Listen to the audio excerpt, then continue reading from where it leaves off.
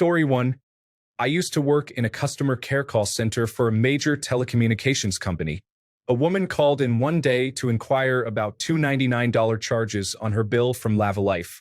She kept pressing about the charges, what they were, and I had to explain to her that Lavalife is a dating service and that the charges were legitimate.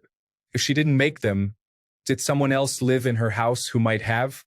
There was only her husband, and I heard her go from, "But he would never," to "I have to go now," as it set in. That was almost 20 years ago now, and I still feel awful about it. Story 2. There was a rule at my job where only one of these two supervisors could be off at a time. One of them loved to take a full week off work during holidays to get more bang for his paid time off buck. One year, he had Thanksgiving week off, but the other supervisor had family come to town that week on late notice. The other supervisor asked him to cancel just one of his days so she could spend the day with family. He declined even after she basically begged him, and he even said he didn't have anything to do that day.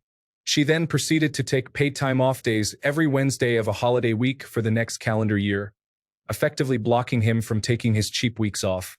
He told me that he thought it was funny because he knew she didn't have enough time to take all those vacation days off, and she'd eventually have to cancel some of them. I got to tell him, "I hate to break it to you, but she only took 2 hours off each of those days. See, the rule didn't differentiate between a partial or whole day, so she only had to burn 24 or so hours to block him." He looked devastated. It was kind of petty on both of their parts, but I give her credit for being creative in her retribution and don't blame her a bit for what she did. Story 3. Having to tell a student who was almost totally blind that she likely couldn't be an emergency room nurse was difficult. She and her dad moved to our district, and at the individualized education program meeting, her dad started talking about how he couldn't wait for Sue to go to nursing school. I frantically scanned my brain, trying to think of how someone who was going to need Braille would be able to do that job. Then Sue piped up to say that her dream was to be an emergency room nurse. Her prior district told her she could do anything, including this. She had a degenerative disease that would eventually make her blind. I talked to my friends who were nurses, consulted our career advisor at the school, and researched, but there just wasn't any way someone who couldn't see could be an emergency room nurse. I reconvened the individualized education program meeting and had to explain this. I know both were in denial, but I was not happy that the prior district encouraged this idea. I mean, sure, there is lots she could still do, but that just wasn't one of them. Then another student came from the same district with the idea she could be a crime scene investigator. She was also nearly blind. Story 4. I once had to tell a friend that the cryptocurrency expert he hired was actually part of a pyramid scheme. He stared at me in silence for a few seconds before saying, "I already invested everything." Story 5. Had a friend ask me about some green sign in the distance. It was, in fact, a sodium vapor sign giving off an intense orange light, which sodium vapor is known for. I had to tell him right there that he was colorblind. He was in his mid-30s too. A lot of odd things that had happened in his past fell into place for him that day. Story 6. I had a guy working for me who was extremely nice, easy to get along with, and wildly inept. Not even like low effort, but just not capable of learning seemingly basic tasks. We tried everything. Coaching, giving him legitimate checklist instructions, having a team lead sit with him for a couple of weeks to walk him through the basics, everything. Everyone said the same thing. He just could not do the job. Everything he did had to be double-checked by somebody else, which meant that we might as well have somebody else do it. But everyone liked the guy. They thought he was easygoing and cool to be around. But still, he just straight up could not do the job. So I had to find another place for him in the company that would better match his skills.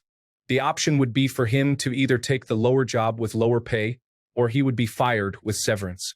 I was not looking forward to the conversation. I called him in for a one-on-one to break it to him, and the first thing he started with was, "Hey boss, before we start, I just want to tell you that I really feel like I have been doing a great job here and I would like to talk about a raise." Yeah, that conversation was not a fun one. Story 7. Not me, but my ex a couple of years ago got a job as a cook working at a big hospital. They had a mostly set and recurring cycle of dishes and items in buffet-style stations around the cafeteria. Basic food dressed up or pre-prepped. Nothing too fancy.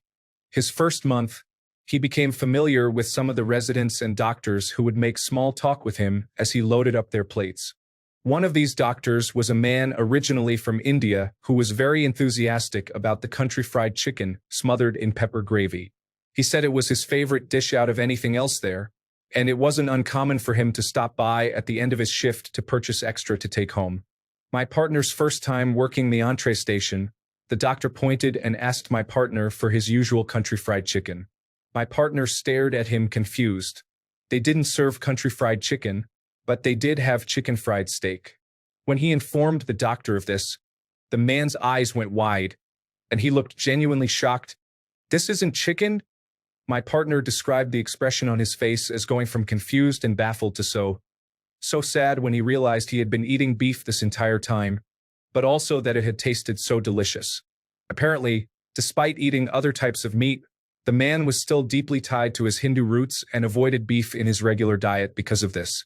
The previous cook before him had mistaken these ambiguous meat patties smothered in thick gravy for chicken, so wires got crossed, and he then relayed that incorrect information to the doctor. I still cringe when I think about this. My ex felt so sad he had to be the one to tell him. Story 8.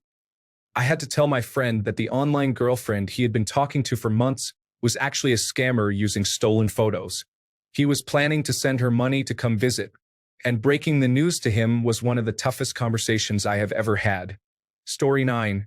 Having to tell people that they are literally smelling so bad they are excused from work to go home to shower and put on clean clothes. Then they can come back to work. More than once. To the same people. Story 10. My best friend in high school was overweight and would sweat profusely. We would come in after lunch in Texas, and he would smell awful. I think he would wear his clothes without washing them after sweating. We had English afterward, and the air conditioning was not working well, so the teacher put a fan in the window. He would sit in front of the fan and blow his odor over everyone. The class got together and voted that I should be the one to tell him. Well, I had to break it to him that for the last year he has smelled horrible. I felt pretty bad, but he never smelled bad again. Story 11. I came back from my first day of finals in my first semester of college to find two women in suits and a campus police officer waiting for me. The women were mental health counselors from the university. One of them tried to talk to me but started crying, and the other one couldn't say anything either. It was finally the police officer who told me that someone had broken into my mother's house that morning and murdered her. Story 12. My dad has been a musician since the 1970s. He is incredibly talented, can play multiple instruments, and has written many songs that honestly would sound at home on the radio. About a year or so ago, some scam artist told him they loved his work and wanted to represent him and get his music out there to make money. They just needed a small upfront fee. My poor dad was so happy too. He had wanted this for literal decades, and I think that's what clouded his judgment at the time. And yeah, the moment he told me, loud alarms went off in my head. I researched these people online and found an ocean of comments saying they all got scammed. I wanted my dad to be happy, but I couldn't let him be scammed, so I told him. He accepted it, kind of brushed it off, but it was that, yeah, I should have known this would happen, kind of response. Really depressing to see him so happy, just to be let down. I know to you and me this would have been an obvious scam, but my dad is from a different time and has no idea about computers or online culture. Curse scammers. I found his most beloved song by us, his family, on YouTube. Thanks for the nice comments and support for my dad. It means a lot. Story 13. I had an employee who was a strict vegetarian for religious reasons. One day, we were discussing the employee salad bar, and he mentioned how much he loved the Caesar dressing packets they offered. I was surprised and said, "Oh, I didn't realize you ate fish." He responded that he was vegetarian and gave me a quizzical look. I had to explain that the salad dressing contained both fish and Parmesan cheese, which is almost always cultured with animal rennet. He didn't believe me and, the next day, insisted on reading the ingredients on one of the packets to me to prove that I was wrong. Then he got to the anchovies and got quiet. I still feel awful that he had to find out that way. Neither of us handled the situation well. Story 14. About a decade ago, I was having dinner with friends, and we were all sharing crazy partying stories. One friend said that a few weeks before that, she witnessed a drunk girl chasing her crush around, frantically trying to kiss or grope him. The poor guy kept telling her to stop, but she wouldn't have it. Some of the drunk girl's friends even joined in, trying to undress the guy and not letting him leave. Eventually, the guy managed to escape and ran back to his car. My friend was telling that story as if we were supposed to laugh, but at one point, we gently explained to her that she had witnessed attempted rape and that the fact the victim was a man was not an excuse. My friend's face changed as the horror of what she had seen dawned on her. Story 15. I had an upper management type guy try to explain to me in a very condescending way how a specific device works and how to install it. All completely wrong. I wrote the manual for it. I own the patent. It's named after me. Story 16. Oof. Definitely the time I had to tell a friend that the business opportunity he was so excited about was actually a pyramid scheme. He was so hyped, talking about how he was going to quit his job and be his own boss. I tried to ease into it, but there's really no soft way to say, hey man, you're about to lose a lot of money and ruin your friendships. Story 17. When I got the call that my mom had passed, they wouldn't say that she had passed or that she had died. They kept using medical terms like she doesn't have a pulse, she is not breathing, etc. It took a long time to understand that they were saying she was gone and that it was final. Story 18. It is part of my job, but telling a couple their 15-day-old had died overnight and was not able to be resuscitated. Those screams are a sound you can never scrub out of your brain. Story 19. My sister-in-law. My niece plays field hockey and I love her. She plays in 2 different leagues, meaning it's 3 hours of field hockey games every Saturday and Sunday. My sister-in-law expected my husband and me to drive an hour one way both days to watch my niece play and pay rapt attention the whole time. Did I mention the games are at 7 a.m.? We did this about once a month on either Saturday or Sunday, and I guess this wasn't enough for her. We had to tell her that we loved our niece, but we weren't going to be as involved as she was in the league. Story 20. Freshman year of college. A friend said that he was going to go barefoot as much as possible to toughen up his feet, so that his future kids would be born with tough feet too. I had to explain to him why that wouldn't work and the basics of genetics. He didn't believe me and stuck with his theory. We have since lost touch, but I know he had a son a few years ago. I'll have to ask him if it worked out. Story 21. Sister's a victim of her own impulsivity. She really likes new cars and will roll negative equity into a new car. Then she'll get bored of it, stop maintaining it, trade it in for a loss, and have an even bigger loan. And this was back when loans were pretty much free and they could finance anybody. So she called me up all excited because she found a new truck, got approved for financing, and was on the way to go buy it. So I went to meet her there, big V8 full-size pickup truck. For a woman working part-time and living in a congested city. Why do you want this? My kids need a place to transport their bikes. And I want to go camping. So I test drove it with her. The salesman was doing everything in his power to make the sale. And fair enough, he's not a financial advisor. He doesn't need to deal with the fallout. But right there in the showroom, I had to tell her that, look, this is an awful idea. You can't afford this. This is going to be a huge burden on you, and you need to walk away. Thankfully, she did. The salesman would have punched me if he could have gotten away with it. He was seething mad. Story 22. I went to visit my dad at his job, and he has an employee there who was kind of bragging to his other coworkers about how well he has been doing at the job and thinking of asking for a promotion. My dad later told me that he fired that guy later that day due to poor performance, despite multiple attempts to help him. Story 23. My ex-wife tried to commit suicide twice in 1 week. The second time, she was committed to a psychiatric ward. Her mother decided to come over and help with the kids and household chores.